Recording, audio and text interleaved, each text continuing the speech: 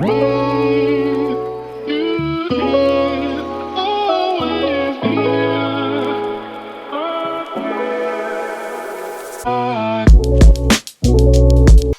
is it going, everybody? Welcome back, everyone. Thank you for joining us for the first ever live show of the Michael Balco Show. I'm your host, Michael Balco, and I am joined by a very, very good friend of mine over here to my right.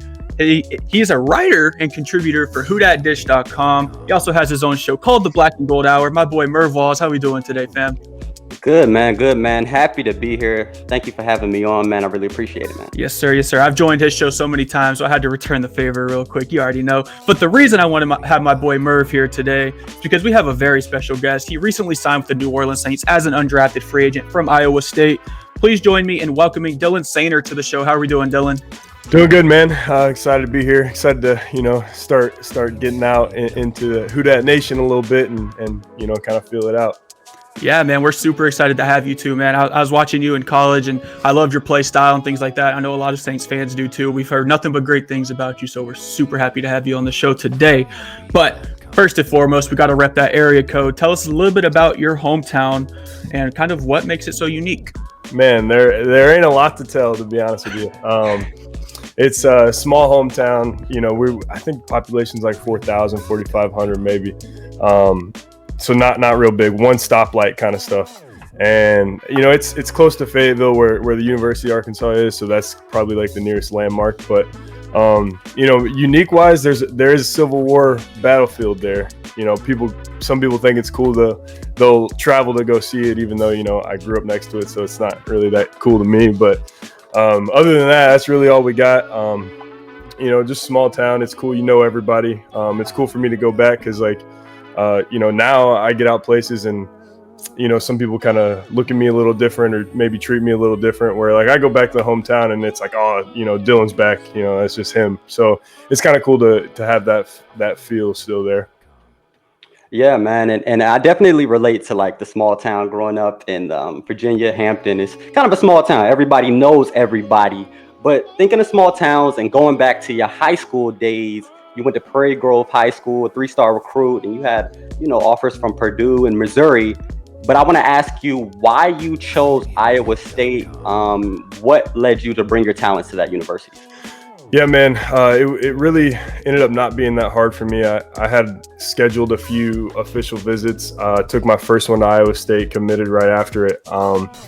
The real reasoning is, Coach Campbell, Matt Campbell, he's starting to rise nationally a little bit, kind of building the name for himself, but just an incredible human being, from the very most basic level, just a good guy.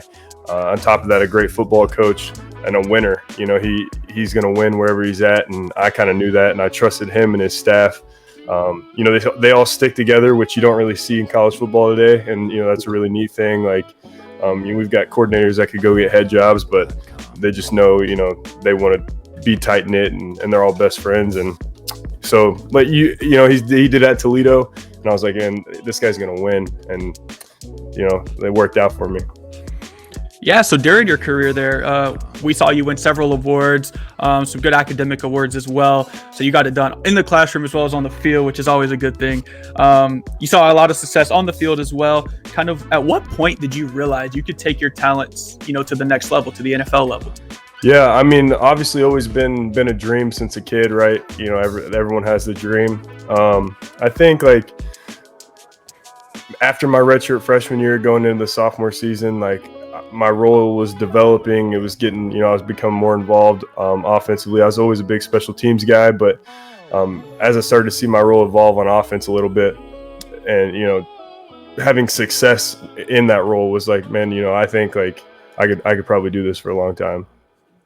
Okay. And I wanted to jump to the NFL draft. I wanted to jump to your NFL draft process. And what was that like? And were you upset when you weren't drafted? Kind of, how did you feel? Did you feel motivated? What was the process like for you? Yeah, that was a crazy day. Craziest day of my life, that day 3 of the draft. It was, so we felt like we should have been drafted by my agency and I. All the feedback we had, the interviews that we had that were good, and kind of just what we were hearing was like, hey, everyone's like, and we got 5-6 round grade on him. That was kind of pretty standard. We heard across the board from a lot of the teams that we had in our top 10 or so. So we felt good about it going into it. We even had some calls during the draft that was like, hey, this next pick is, it's you. Like, it was calls like that. And then, the pick comes up and it just doesn't pan out that way.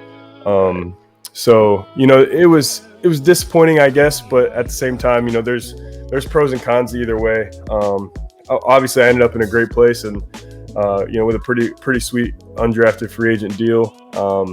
You can if your career pans out the way you would hope it to, you can renegotiate after your second year. It's something that gives you a little bit more freedom in that. So like I said, it was wild. Definitely chip on your shoulder for sure.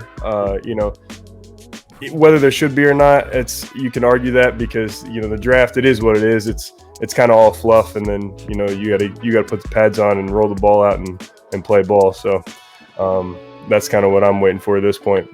And I know you guys will probably ask about the post-draft process here pretty soon. So, yeah, she just took me right into it. So you weren't undrafted for very long. So tell us about how much conversation did you kind of have with the New Orleans Saints throughout your entire off season? Kind of the draft process. What other team showed interest in you? And then right after you became an undrafted free agent, what other team showed interest in you? And why did you ultimately choose to take your talents to the New Orleans Saints? Yeah, so I had a good Zoom interview with Coach Rochar and the Saints early on, February, March, in that area, whenever that was. And so I had that interview with them. A couple days later, the news breaks, Jared Cook and Josh Hill are out. And then I was like, okay, so interview went well. This is going on right now in free agency. So it's probably a real opportunity at some point is what it looked like for me. So I had him in mind early on. And then Coach Rochar also worked me out at Pro Day. So then that was another just kind of, time. I got to meet him in person. That was good. And then right after the draft, man, really started during the draft. We're talking halfway through the 7th round. There's teams that still got picks left that are calling me, offering free agent money.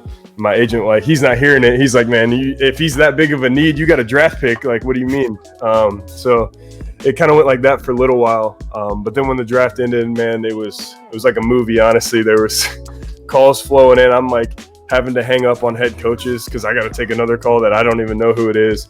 And, I don't even know, I lost count, but I'd say, somewhere between 15, 20 teams trying to contact me and see if we could work out a deal. Damn! Yeah, I had it came down, there was probably 5 teams that were offering similar deals towards the end of the whole thing. And you're just trying to get back and forth, hey, the Saints offered this, and then we're calling the Bills hey, this is the Saints offer, what do you got for us? And calling it, Atlanta, Baltimore, all these teams, trying to communicate, hey, this is what he's got right now. You got anything better? So that's kind of how it goes. And then as the time goes, the way it works, if you're not going to take it, they're going to filter the money down to the next guy. So they kind of want quick decisions, and you're talking life-changing decisions, but you got 4 minutes and 30 seconds to make it. So, I'm looking at the money, I'm trying to write down what I can, catch, and looking at the roster, analyzing rosters while you're analyzing the money piece of it at the same time. And, my agent helped me with that, obviously, but ended up, New Orleans was good offer, money-wise, which obviously everyone, you want to look at that piece of it. You make sure you're taken care of, family's taken care of. 120,000 guaranteed. It's probably out there. People have seen that, which, in the grand scheme of the league isn't a ton of money, but for an undrafted free agent, that's pretty solid contract for sure. So that we had a couple offers that were really similar to that. But we just felt like the roster situation, in my relationship already with Coach Rochar, kind of knowing him, he knows our strength coach at Iowa State. So a couple good relationships, and, I thought he was a good guy, but then I'm hearing from a strength coach that I worked with that I trust that he's a really good guy. So kind of all that lined up correctly, and we ended up taking the deal. Worked out for me. I've been a Saints fan my entire life, so, not many kids not many kids can say that they, grew up and got to go play for their favorite ball club. But we all knew it was the Saints all along, man. I mean, I told my family, I was like, hey, don't let that weigh in on this decision right now. Like, I was like, Mom, don't let me take a bad deal just because I like the Saints. But it ended up everything worked out. So yeah, man, and I'm glad you're here because I've watched the highlights. I've seen the hands. I've seen the blocking ability that you possess. And the Saints really have a need at tight end with the release of Jared Cook and Josh Hill. So I want to ask you, what unique talents do you bring to the Saints that'll help you make the squad in 2021? Yeah, so I think, a good base level talent to have for a tight end is being able to block on the ball. I can block off the ball, on the ball, motion. You can see that my college tape, they kind of move me everywhere. I blocked on the perimeter. So I think for, if you're looking for an all-around tight end, a true Y, that's a really good foundation to have, basic blocking skills. I also think, when I get there and I'm getting to run around and do a little bit of stuff, people didn't get to come to practice this year. Scouts, coaches, that usually come in and filter through practice. And I do a lot in practice that I didn't get to do on Saturdays because my role in our offense, just it is what it is. We had two other tight ends they're also great at what they do, also NFL level, talent. So I think that base, blocking, sure, there's things I can improve on. There's always going to be things that I can improve on. But being a sufficient blocker is definitely going to help me. But as I'm leading into, I think there's a lot in the pass game that a lot of people don't really realize at this time. Like I said, my role was so limited on our offense at Iowa State. But I did a lot of stuff in practice. Like I said, people just didn't get to see. So I think that's one thing, that might surprise some people down the road. Yeah, and the thing that's so nice about the New Orleans Saints is we're an equal opportunity team. So we've seen guys who, don't have a huge role in college and stuff like that and end up being a star, for the Saints. So, there's no reason that you can't be the exact same thing. And I'm very excited to see you get out there and take the field for us. But so you got to take us into like this transition a little bit. Kind of what have you done, maybe dietary, workouts, in that kind of realm? Like what kind of transitions have you had to make in that aspect to gear up for your NFL career? Yeah, the training process, like for pro day, the combine, whatever, we didn't really know what we were having when we were training, which kind of sucked. But you're like training for the combine, but you don't even know if there's a combine.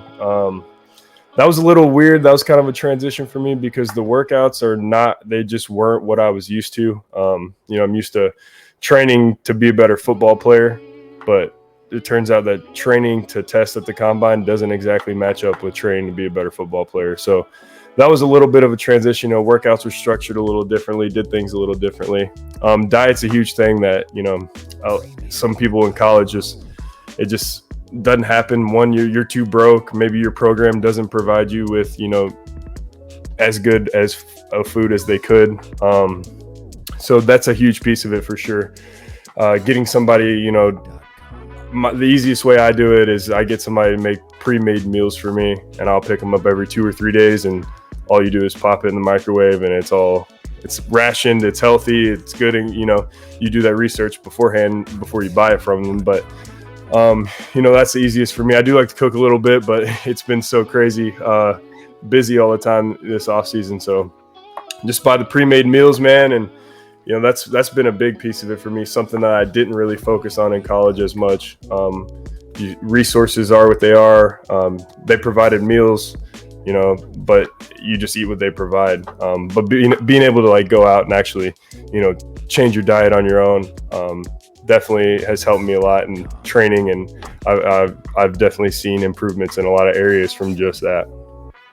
Right. And let's go back. I know you said the Saints were your favorite team growing up, but I want to ask you, who were your favorite NFL tight ends? Whose game did you like, and whose like style of play did you want to incorporate in your own game? Yeah, obviously I like Josh Hill a lot. Good player, great player. Love what he does on the field. I like that's as far as Saints goes. Like I got a couple Jimmy Graham jerseys hanging up. I like him too. A little different player than what I am. I'm not mad at him either. Man, guy wanted to get paid. He went and got paid, so I ain't mad. Got that bag, bro. Right. But man, current guys right now, I like. So I think I'm a unique player. So there's not really like an exact like match. Like I'm just like this guy, so let me just go watch this guy. So I kind of like pick and pull stuff from a few different players. Blocking wise, Lee Smith is a great guy. Like watching him a lot. With Buffalo, just signed with Atlanta. Nick Boyle in Baltimore. Both those guys play like hard-nosed blocking football. Kind of stuff I like. Like watching those a lot. And then there's a plethora of great route running tight ends in the league. So I mean, turn it on Darren Waller, Travis Kelce. Like I like watching Gronk a lot because big frame. Honestly, doesn't run as good of routes as like a Travis Kelce, but he uses his body incredible. And so I like watching him, as a big guy. Like, man, how can I learn to use my body like he does? Because he's so good at using his body, and creating, he doesn't even have to create separation because he's ginormous. So just kind of pick and pull from a lot of different places. I think it's crazy that you just said Gronkowski, because I literally was watching film and I was like, damn, he uses his play style a lot the same way like Gronk does. So I find that insane that you mentioned Rob Gronkowski.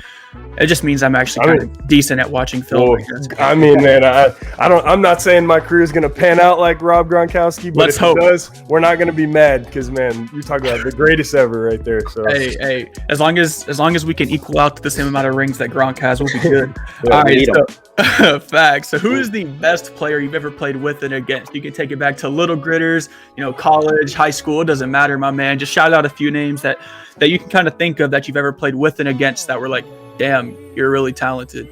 Yeah, well, told you I played at high school with one stoplight, so there definitely wasn't those guys. Those guys weren't just everywhere down there. I think, man, in college I played with and against a lot of great players.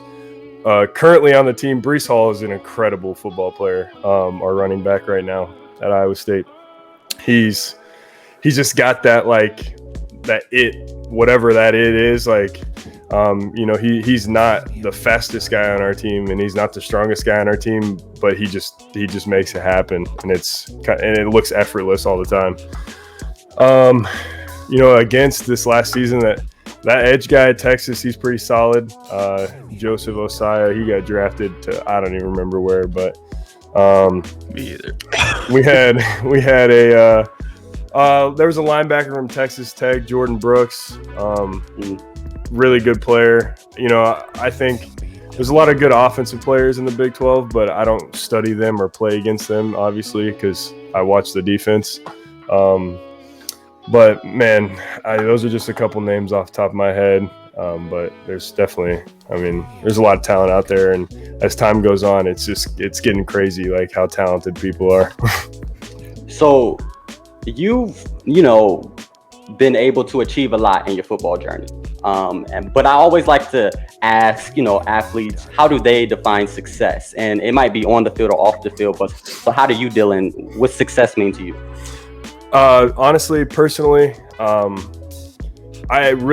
talking about the talent. I really haven't always been one of those guys that was, wow, he's just more talented than everyone. Yeah, I'm pretty athletic for how big I am.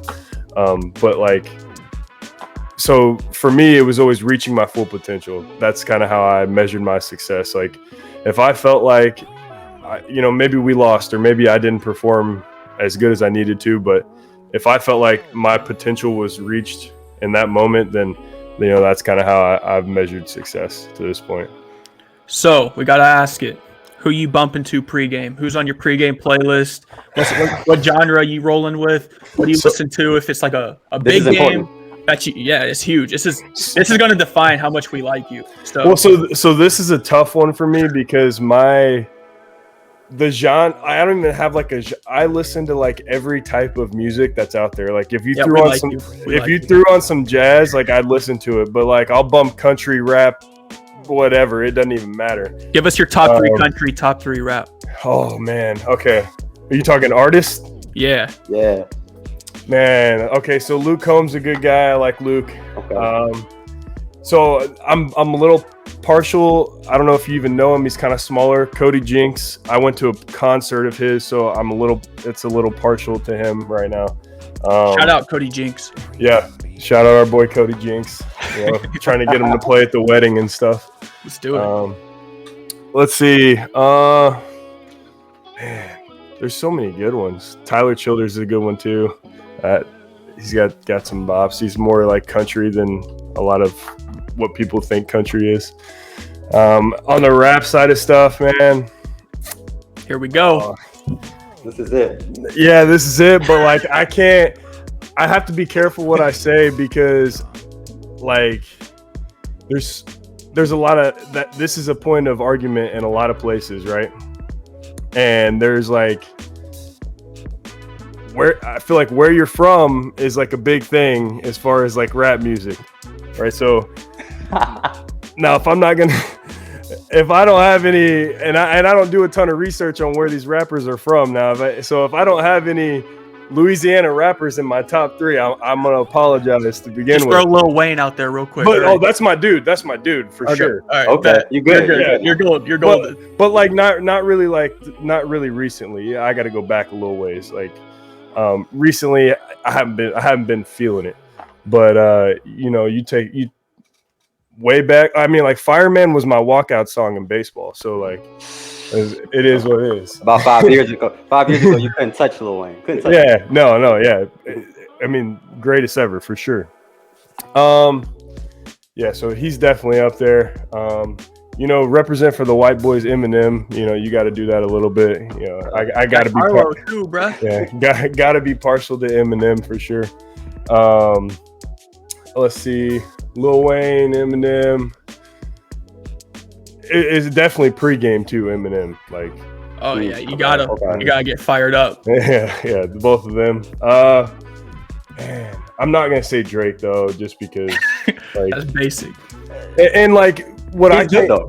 He's good, but like what gets me is like he'll release a whole album and like he'll have like one bar and one song and everybody will freak out. Where like Lil Wayne was dropping bars the whole time, the whole 5 minutes a song, 18 songs, bars, but we're gonna freak out over one bar and one song. Like, yeah, the song is good. We all know no one can touch it.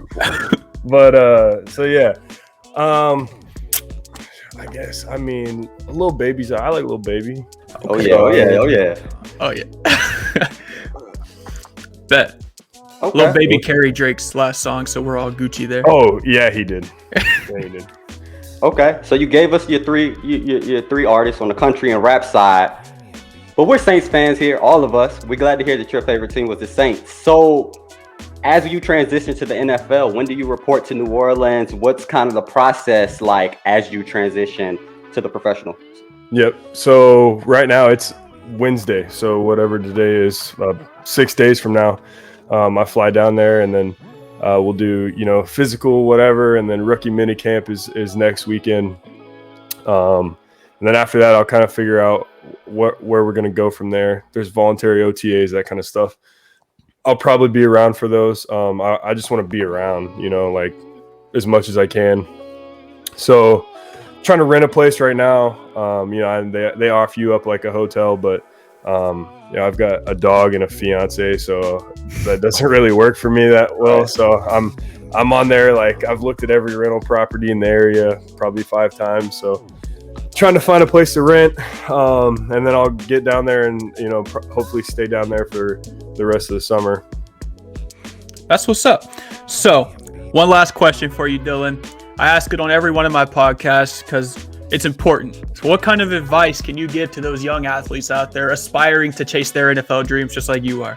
Yeah, I think for athletes specifically, like don't feel like you have to specialize in one thing. Like I know that I gave up baseball early in my career because I was getting football offers, and I went and played my senior year and I ended up getting baseball offers. And I know that I've developed athletically just by playing other sports, and my competitive drive has grown just by playing sports as much as I could. And so I feel like a lot of kids now are trying to early on, like, let's focus on this only. Like, we want to be an NFL player, so let's just play football year round, every year. Like, I think, if anything, that hurts you. It definitely helps to get out and play other sports and just compete, man. And I'm blessed enough to play football for a long time, but I can't play basketball anymore unless it's like with the guys at, the gym. So like, take advantage of it while you can and play whatever is offered to you, as long as you enjoy it. And then outside of athletes specifically, man, big piece that I use in my life every day is control what you can control. There's a lot of stuff out there that you can't necessarily control, and that shouldn't really affect you in any way if it's out of your hands. So, man, just take advantage of everything you got, and as long as you control whatever you can control, then you'll be all right. Yes, sir. Ladies and gentlemen, Dylan Soehner, thank you so much for hopping on the show. You, man. Recently signed with the New Orleans Saints as an undrafted free agent. I was also joined by my boy Merv. He has his own podcast. Make sure y'all check that out. Make sure you guys follow Dylan and Merv on all their platforms. They're like literally rolling on the bottom of the screen. They've been doing it this whole time. So y'all don't really have an excuse not to follow them. So let's make it happen. Thank you so much for hopping on the show again, man. Merv and I are definitely going to be tuned into your journey, as well as everyone who listened and watched the podcast today. We're super excited for you, man. Congratulations. And thank you once again for hopping on today. For sure. Appreciate you guys. Yes, sir.